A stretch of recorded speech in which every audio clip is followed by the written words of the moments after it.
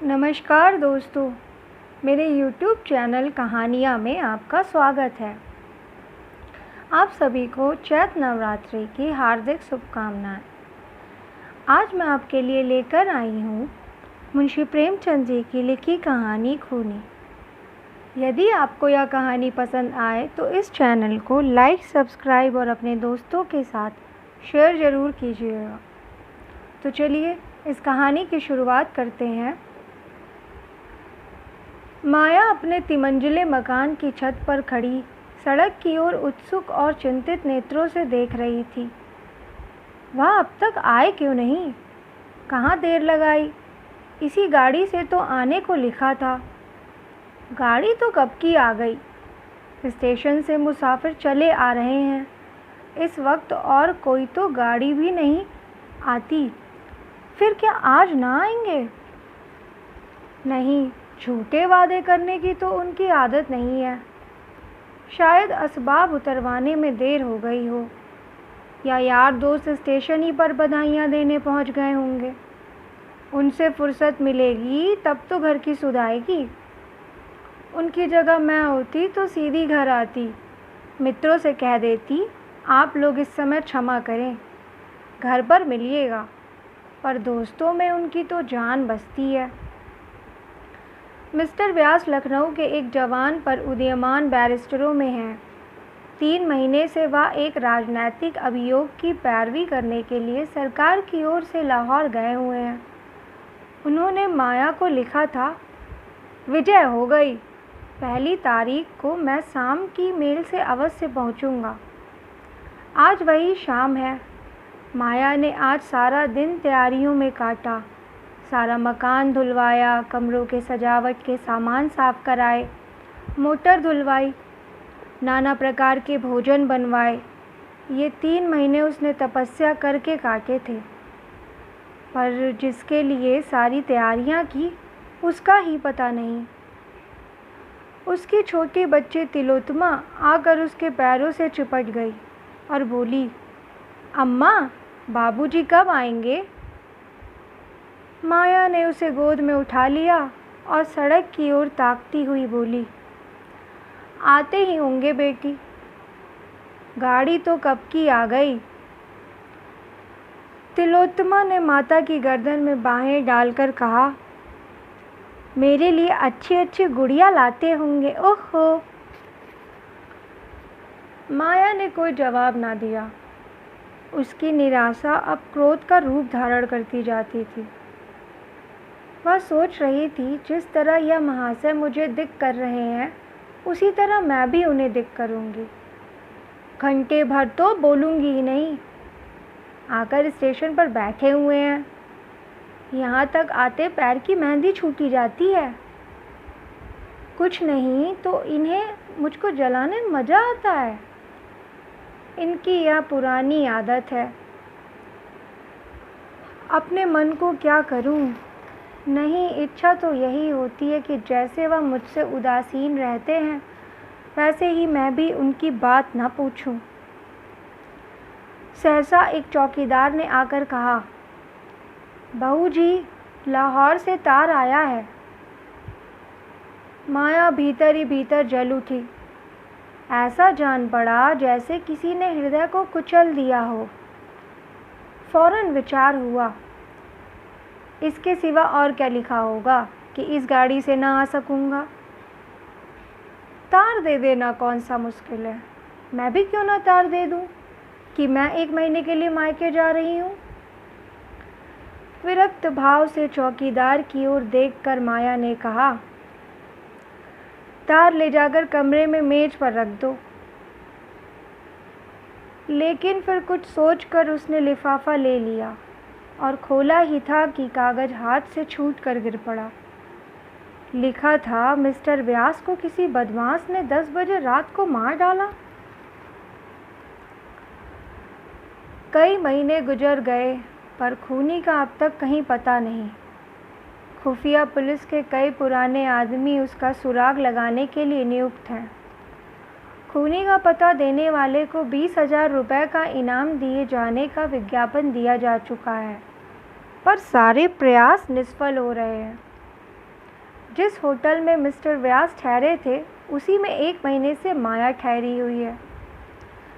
इस कमरे से उसे प्रेम हो गया है। उसकी सूरत इतनी बदल गई है कि पहचानी नहीं जाती, पर उस पर दीनता या वेदना की जगह उन्माद की प्रचंडता झलक रही।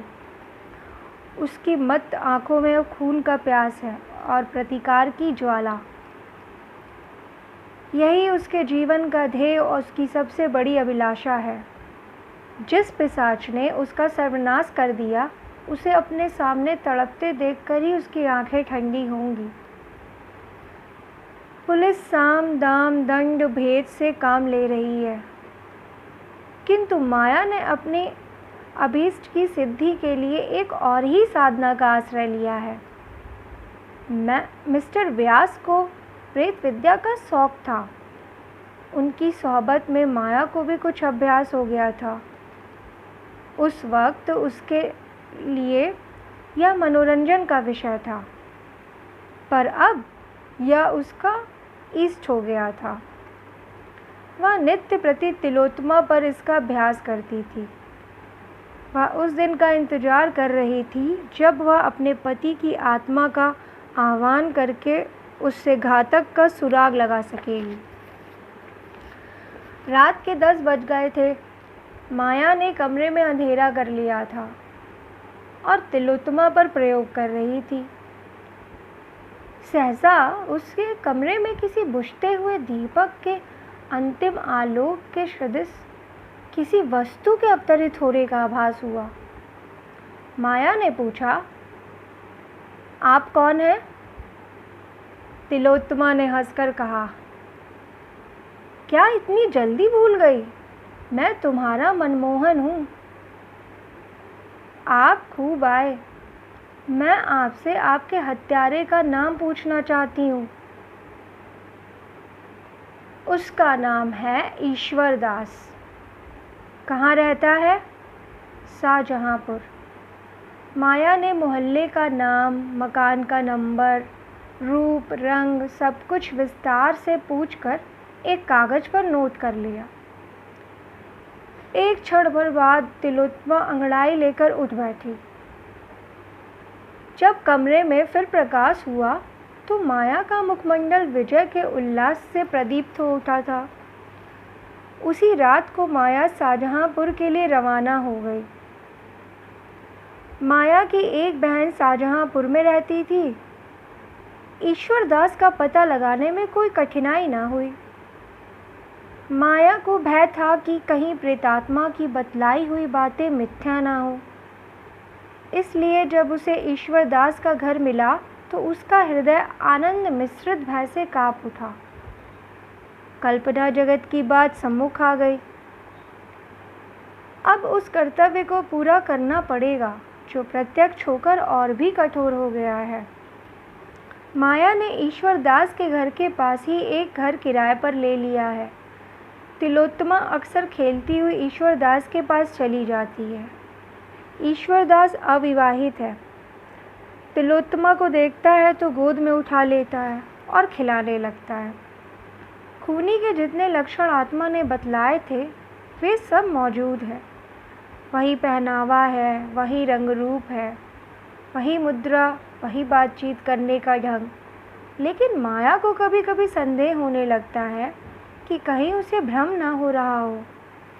ईश्वर दास इतना सज्जन, इतना हंसमुख, इतना नम्र, इतनी खिदमत करने वाला आदमी है कि उसके हाथों से किसी का मारा जाना असंभव सा मालूम होता है। एक बार तिलोत्तमा को थोड़ा ज्वर हो आया, फिर मालूम हुआ मियादी बुखार है।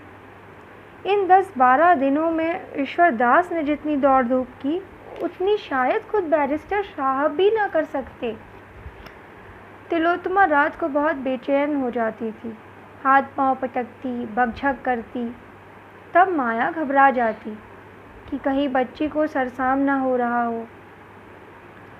उस समय वहाँ ईश्वरदास के सिवा और कौन था जो अड़े पर काम आता। कभी कभी तो माया बदहवास होकर खुद दौड़ी हुई जाती और उसे बुला लाती। उसकी आवाज़ सुनते ही ईश्वरदास भागा चला जाता और या तो उसी वक्त वैद्य के पास जाता या तिलोत्तमा को गोद में उठाकर टहलाने ले जाता। माया को जब ईश्वरदास से कोई पर्दा न था, कोई झिझक न थी। ऐसे दया के पुतले भी क्या किसी का खून कर सकते हैं? माया का संदेह दिन दिन बढ़ता जाता था। जब तक उसे निश्चित रूप से न साबित हो जाएगा कि यही खूनी है, वह केवल संदेह पर उसे प्राणदंड न देगी, दे ही नहीं सकती। एक दिन तिलोत्तमा की तबीयत कुछ अच्छी थी। वह जरा सा दूध पीकर सो गई थी। ईश्वरदास उसके पास ही एक मोड़े पर बैठा हुआ उसे पंखा झल रहा था और माया खड़ी उसके मुंह की ओर देख रही थी। उसका जी झुंझला रहा था कि ईश्वरदास से क्यों उसकी जान पहचान हुई। आज अगर यह साबित भी हो जाए कि यही खूनी है, तो भी क्या वह उसके उपकारों को भूल जाएगी? उस पर उसके हाथ उठ सकेंगे? उसने सशंक नेत्रों से ईश्वरदास की ओर देखा। वह मोड़े पर लेटा लेटा झपकियाँ ले रहा था। धीरे धीरे उसके हाथ से पंखा छूटकर गिर पड़ा। उसका सिर एक ओर झुक गया और उसकी नाक से खर्राटे की आवाज़ आने लगी। माया को उस समय ईश्वरदास की सूरत देखकर भय सा लगा। नींद की गोद में सुख और विश्राम का अनुभव करके आदमी का चेहरा कुछ खिल जाता है, लेकिन ईश्वरदास का चेहरा कठोर दंड हो गया था। सहसा वह बर्रा उठा। हाय हाय, मारो मत, मैं सब कुछ बतला दूंगा, सब कुछ। 1 मिनट तक उसकी सूरत ऐसी बिगड़ी रही मानो वह कठोर वेदना सह रहा हो। फिर उसने हाथ उठाया, मानो अपने को किसी के वार से बचा रहा हो, और बड़बड़ाने लगा। हाँ, वह सड़क पर खड़े थे। रात के 10 बजे थे। मैंने पीछे से जाकर मारो मत कहता तो हूँ, जाकर उन्हें गिरा दिया। यह कहते कहते ईश्वरदास चौंक पड़ा। उसकी आंखें खुल गई। उसने अंगड़ाई लेकर कहा, क्या मैं सो गया था? माया की आंखों से ज्वाला निकल रही थी। वह कुछ न बोली। ईश्वरदास ने कहा, बड़ा बुरा ख्वाब देखा। माया ने मानो कब्र के अंदर से कहा, आप बहुत थक गए हैं, जाकर लेटे रहिए। ईश्वर, हाँ, आज सारे दिन दौड़ना पड़ा, थक गया हूँ। कोई ज़रूरत हो तो पुकार लीजिएगा। ईश्वरदास जाने लगा तो माया ने कहा, आज यहीं लेट रहिए। मुझे भी कुछ सर्दी लग रही है, शायद ज्वर आ जाए। ईश्वर, अच्छी बात है, यहीं लेट रहूँगा। कई रातें जागने से अब भी थक गई हैं। आप निश्चिंत होकर सो जाएं। मुझे कोई ज़रूरत होगी तो पुकार लूँगा। आधी रात बीत चुकी थी। ईश्वरदास गहरी नींद में था और माया पिस्तौल लिए विचार में मग्न खड़ी थी। उसने समीप आकर ईश्वरदास को ध्यान से देखा। वह गाफिल पड़ा हुआ था। उसने अंदर जाकर पिस्तौल उठा लिया और फिर बाहर के कमरे में आई।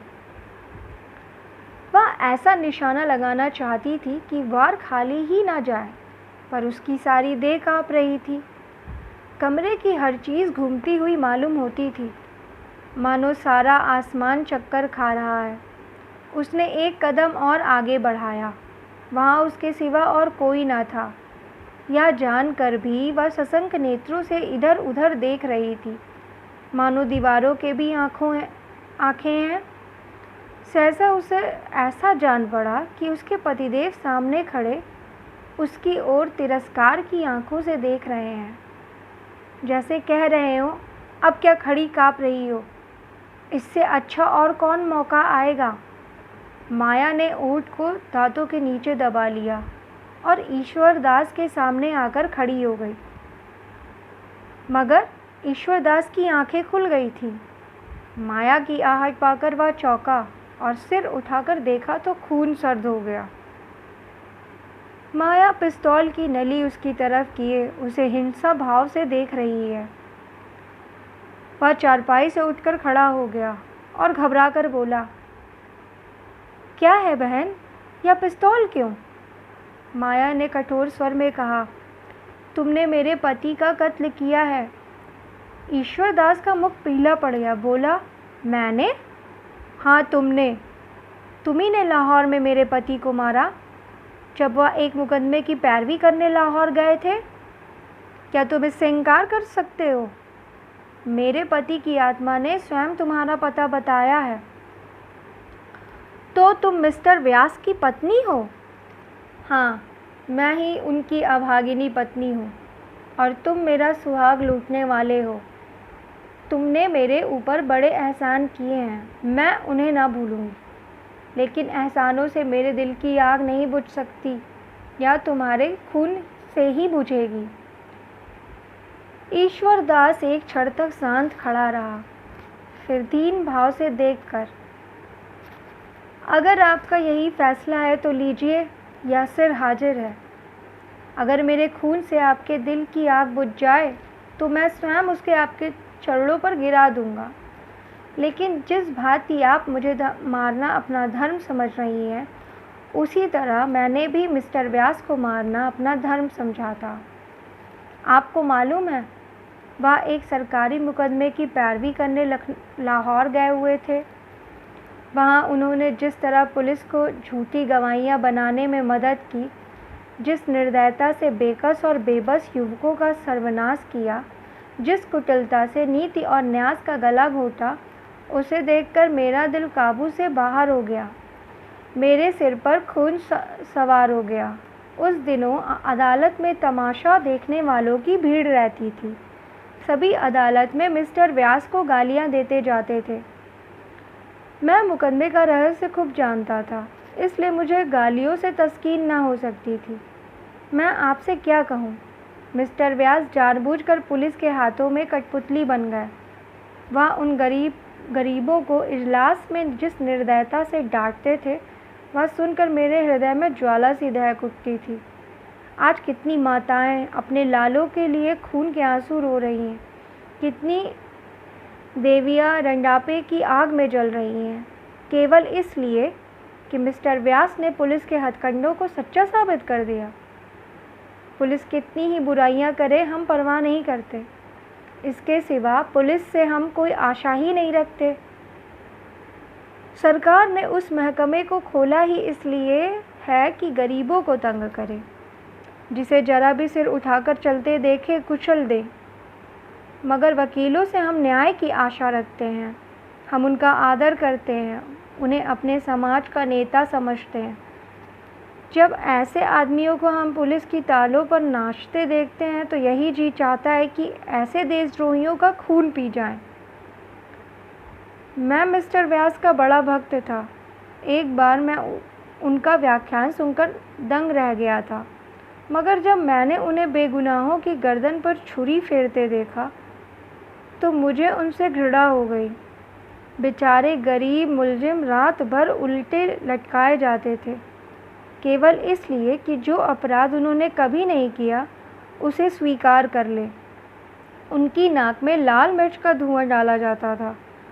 मिस्टर व्यास यह सारा अत्याचार केवल देखते ही ना थे, बल्कि यह सब कुछ उनके इशारों से ही होता था। माया खिसियानी होकर बोली, आपके पास इसका कोई सबूत है कि इन्होंने लोगों पर ऐसे अत्याचार किए? ईश्वर दास ने उत्तेजित होकर कहा, वह कोई छुपी हुई बात ना थी। लाहौर का बच्चा बच्चा जानता है, मैंने खुद अपनी आंखों से देखा। इसके सिवा मैं और क्या सबूत दे सकता हूँ कि उन गरीबों का उतना ही अपराध था कि वे भारत के सच्चे सेवक थे, अपना सारा समय शिक्षा प्रचार और परोपकार में लगाते थे, खुद कुचले जाते थे पर गरीबों को सख्तियों से बचाते थे, खुद फाके करते थे पर भूखों को खिलाते थे। यही उनका अपराध था और इसी अपराध की सज़ा दिलाने में मिस्टर व्यास पुलिस के दाहिने हाथ बने हुए थे। माया ने पिस्तौल ज़मीन पर रख दिया और सिर झुकाकर सोचने लगी। उसका नारी हृदय अत्याचार का यह वृतांत सुनकर कारत हो उठा। वह जब किसी कोचवान को देखती थी कि घोड़े को बेतरह पीट रहा है तो उसे क्रोध आता था कि कोचवान को कोड़े लगाए। कोई पुरुष अपनी स्त्री को पीटता था तो यह खबर सुनकर उसका चित्त उस स्त्री के लिए दुखी हो जाता था, लेकिन जब उसे मालूम हो जाता था कि घोड़ा अड़ियल है और स्त्री उल्टा, तो उसका क्रोध उलट पड़ता था। यही दशा उस समय भी उसके मन की हो रही थी।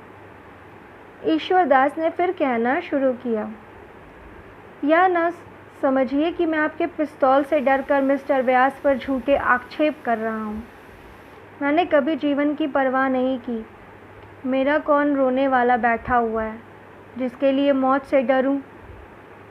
अगर यह माजरा सुनकर भी आप समझती हैं कि मैंने भी व्यास के साथ अन्याय किया है, तो पिस्तौल उठाकर इस जीवन का अंत कर दीजिए। मैं जरा भी ना झिझकूंगा। पुलिस की आंखों में तो मैं खूनी हूँ, लेकिन मैं पुलिस की परवाह नहीं करता। जनता की आंखों में मैं बेकसूर हूँ। अगर पुलिस मेरे खिलाफ कोई गवाह चाहे तो नहीं पा सकती। मैं खुद अपने को खूनी नहीं समझता। बस आप ही के ऊपर फैसला है। आपका फैसला अगर मेरे खिलाफ है तो मैं आपके सामने यहीं इसी पिस्तौल से अपना अंत कर लूँगा। यह कहते हुए ईश्वरदास ने ज़मीन से पिस्तौल उठा लिया और उसकी नली अपनी तरफ फेरकर माया की तरफ देखने लगा। माया ने सिर उठाकर नरमी से कहा, पिस्तौल रख दीजिए। मैं आपका फैसला सुनना चाहता हूँ।